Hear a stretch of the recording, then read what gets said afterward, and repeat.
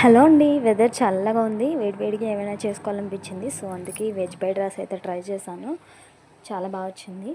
And ఇవి వచ్చేసి పచ్చి బఠానీ అనమాట.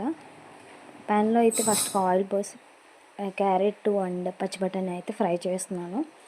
సో మా వాళ్ళకి ఉల్లిపాయలు ఇలాంటివి ఏమి నచ్చవండి, అందుకే నేను అవి స్కిప్ చేసేసాను.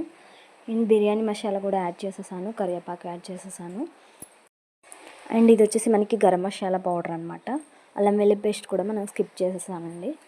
సో చాలా బాగా వచ్చింది. ఫ్రైడ్ రైస్ అయితే ఫస్ట్ టైం ట్రై చేశాను, వెజ్ ఫ్రైడ్ రైస్.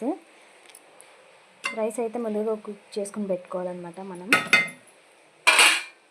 సో చూస్తున్నారు కదా, ఇంత అండి. మనం ఇవన్నీ ఫ్రై చేసేసుకుని రైస్లో వేసి కలిపేసుకోవడమే. చాలా ఈజీ ప్రాసెస్లో వెజ్ ఫ్రైడ్ రైస్ అయితే చాలా టేస్టీగా రెడీ అయిపోయింది. సో వెదర్ అయితే చాలా కూల్గా ఉంది.